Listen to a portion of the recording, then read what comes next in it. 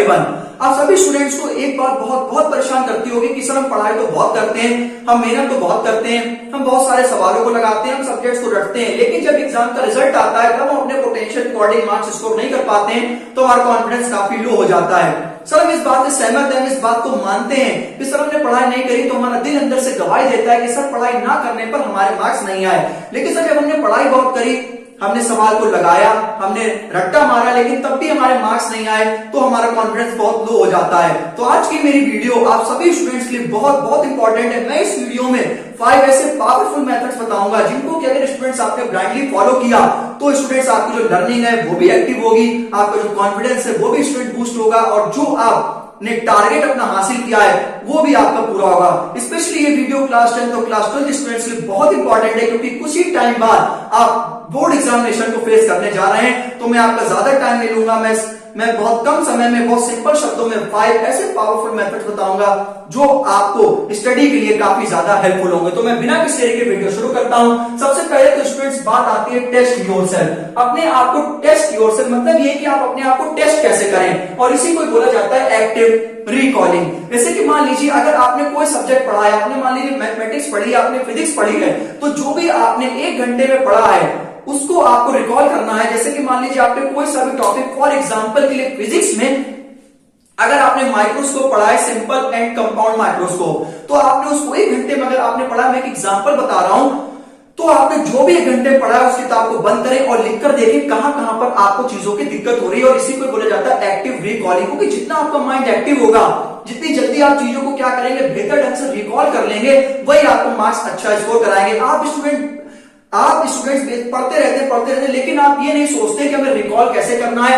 तो आप जो भी स्टूडेंट्स पढ़े, आपने 1 घंटा पढ़ाई करी है, आपने 1.5 घंटा पढ़ाई करी है, तो उसमें आपने जो चीज को रिकॉल करा है उसको आप कॉपी को बंद कर दें और आप लिखकर देखें कि वो चीजें आपको लंबे समय तक याद है कि नहीं याद है। आप इस स्टेप को बेटा करके देखो। पहले दिन से आप क्या करो कि एक टॉपिक उठाओ, अगर आपने एक चैप्टर को पढ़ा है, वो चैप्टर आपने 1 घंटे में पूरा फिनिश किया, आप देखो, आप उसको कोई सा भी टॉपिक उठाओ, आप लिख के देखो क्या क्या वो चीज आपको याद है नहीं। अगर आपको वो चीज याद है तो बहुत अच्छी बात है। अगर आपको वो चीज नहीं याद है तो आप अपनी एक डायरी पर नोट कर लो उस पॉइंट पर कि हम इस पॉइंट पर अटक रहे हैं और उस पर काम करने की कोशिश करो। अगर आप एक्टिव रहेंगे, पैसे तो छोड़ दो, क्योंकि आजकल के टाइम में कॉम्पिटेंसी बेस्ड क्वेश्चन काफी आ रहे हैं। फिजिक्स का पेपर आपने देखा था पिछली बार का, बहुत ज्यादा टफ आया था। तो अब की बार सीबीएसई क्या कर रही है कि कॉम्पिटेंसी बेस्ड क्वेश्चंस पूछ रही है। जो लेवल का जो लेवल ऑफ क्वेश्चंस है, जो क्वेश्चंस का जो लेवल है वो स्टूडेंट्स काफी ज्यादा हाई हो रहा है। तो आप स्टूडेंट्स अगर एक्टिव नहीं रहेंगे, आप एक्टिव रिकॉर्डिंग नहीं करेंगे, तो ये स्टूडेंट्स आपके लिए गलत साबित हो सकता है। तो स्टूडेंट्स मेरा मानना है कि आप जो भी स्टूडेंट तैयार करें उसमें आप अपना एक्टिव पार्टिसिपेशन दें,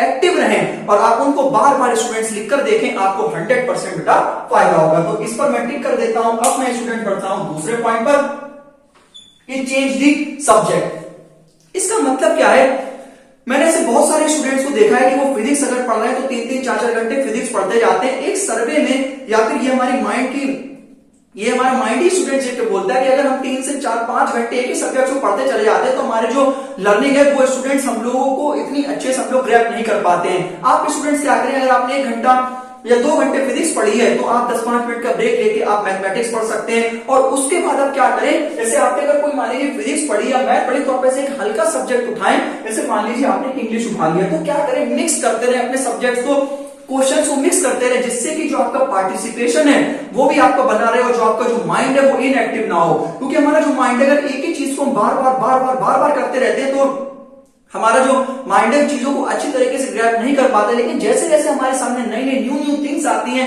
न्यू सब्जेक्ट्स आते हैं, न्यू क्वेश्चंस आते हैं, तो हमारा जो माइंड होता है वो भी एक्टिव होता है, और जो हमारा माइंड का जो पार्टिसिपेशन होता है वो भी कई तरह से एक्टिव हो जाता है। तो आपको स्टूडेंट्स क्या करना है, कोई भी आपको एक सब्जेक्ट बहुत लंबे समय तक नहीं पढ़ना है। आपको एक सब्जेक्ट पे 4-4, 5-5 घंटे नहीं देने हैं। आपको एक सब्जेक्ट पर 1 से 2 घंटे, उसके बाद आप मैथमेटिक्स पढ़ सकते हैं, फिर आप लैंग्वेज पे जा सकते हैं, आप फिजिकल एजुकेशन पढ़ सकते हैं, आप योगा पढ़ सकते हैं, एआई पढ़ सकते हैं, या फिर इंग्लिश ऐसा सब्जेक्ट आप पढ़ सकते हैं जो थोड़ा सा आपको क्या करे, डेरिवेशंस हो गए या फॉर्मूले से थोड़ा सा हटाए, जो आपको लैंग्वेज वगैरह सिखाए, जिसमें कि जो आपका माइंड है वो आपका अच्छे से ग्रोथ कर सके और आपको चीजें काफी बेहतर ढंग से समझ में आए।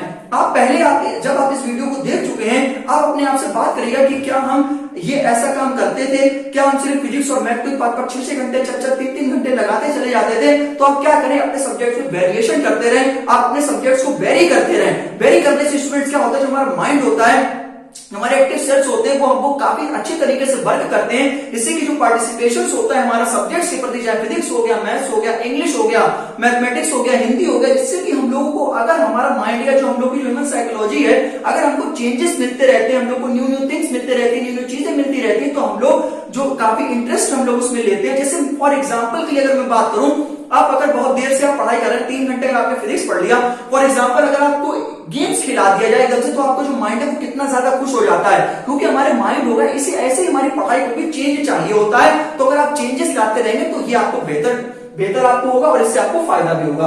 अब स्टूडेंट्स हम बात करते हैं थर्ड, स्मार्ट लर्निंग।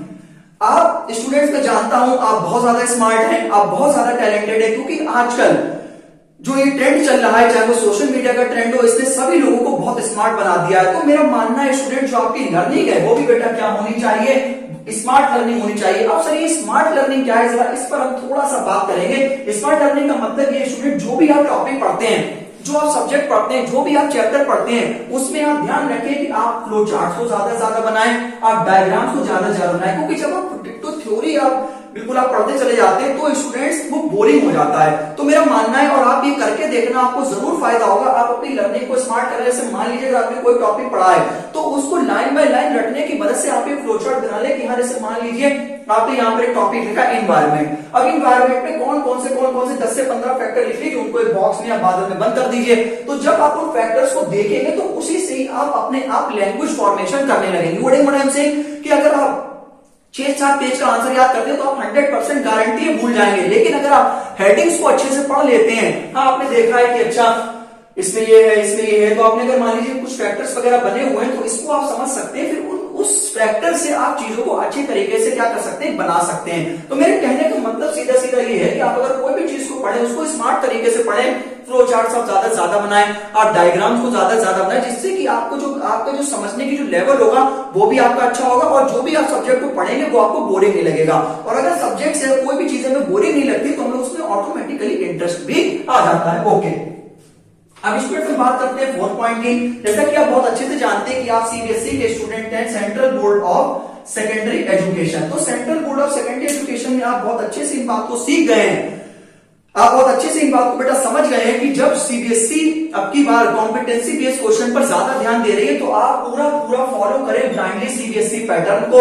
उसके ब्लूप्रिंट को, और कौन कौन से चैप्टर्स कितने मार्क्स के, टू बी वेरी ऑनेस्ट, पूछे जा रहे हैं, आप उन पर फोकस करें। आप भी बहुत अच्छे से जानते हैं कि ऐसे बहुत सारे चैप्टर्स होंगे जो मेजर नंबर कवर कर रहे होते हैं। ऐसे बहुत से चैप्टर्स होते हैं जो 6-6, 7-7, 8-8 नंबर के आते हैं, कोई चैप्टर्स 1 या 2 नंबर का आता है। तो मेरे कहने का मतलब यह है कि आप जो है पहले मेजर सिलेबस को खत्म करें, माइनर सिलेबस फिर आप बात नहीं करें। तो मेजर सिलेबस अगर आपका हो जाएगा तो इससे आपकी स्कोरिंग बढ़ेगी, और अगर आपकी स्कोरिंग बढ़ेगी तो स्टूडेंट्स, और यही तो हमें चाहिए, तो आप पहले मेजर पार्ट पे बहुत अच्छे से फोकस करें। अगर आप मेजर पार्ट को अच्छे से कर लेते हैं तो जो माइनर पार्ट्स हैं उन पे आप अच्छे तरीके से वो अपने आप भी हो जाते हैं। अब स्टूडेंट्स बात आती है एनवायरमेंट स्टडी, ये इसका 5th एंड लास्ट पॉइंट है। इस पॉइंट को मेरे बहुत ध्यान से सुनना स्टूडेंट्स। कई बार ऐसा होता है कोई क्वेश्चन अगर आपने लगाया और वो क्वेश्चन का आंसर अगर आपको आ गया है तो आप कहते हैं कि सर ये तो मजा आ गया, हमसे क्वेश्चन लग गया। लेकिन वही अगर सेम क्वेश्चन आपके एग्जामिनेशन में रहता है तो आप भूल जाते हैं। इसी को कहते हैं एनवायरमेंट। मेरे कहने का मतलब ये है कि आप जिस एनवायरमेंट में पढ़े होते हैं आपको वैसा एनवायरमेंट चाहिए होता है। और सबसे पहली बात तो ये कि जब आप अपने बोर्ड एग्जामिनेशन में जाएंगे,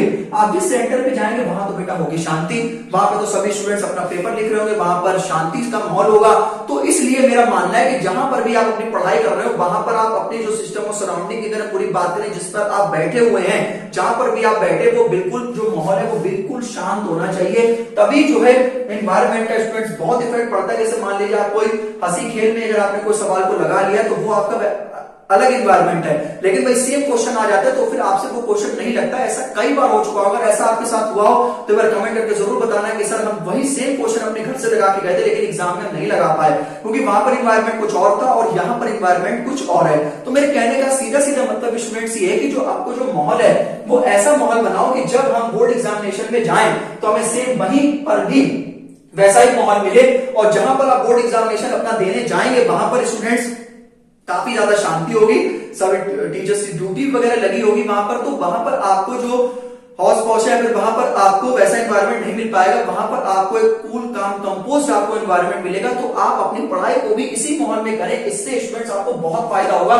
ये बहुत इंपॉर्टेंट, बहुत मेजर पॉइंट है। जिस इन्वायरमेंट पर हम फोकस करते हैं उसी इन्वायरमेंट पर ही हम काम कर पाते हैं। तो अगर आप शांति के माहौल में पढ़ाई करें तो आप अपने क्वेश्चंस को और बेहतर ढंग से लिख सकते हैं। आप चाहें तो इसका स्क्रीनशॉट ले सकते हैं। मैंने 5 ऐसे पावरफुल मेथड्स बताए हैं जिनको अगर आपने ब्लाइंडली फॉलो किया, बहुत लंबी वीडियो भी नहीं होगी, मुश्किल से 10 से 12 मिनट में मैं फुल एक्सप्लेनेशन आपको कर चुका हूँ इस वीडियो में। आई होप स्टूडेंट्स आपको मेरी वीडियो बहुत अच्छी लगी होगी। अगर मेरी वीडियो अच्छी लगी हो तो प्लीज वीडियो को लाइक करें, चैनल को सब्सक्राइब करें। इसी प्रकार से मिलता हूं नेक्स्ट वीडियो में। ध्यान रखें, take care and good night.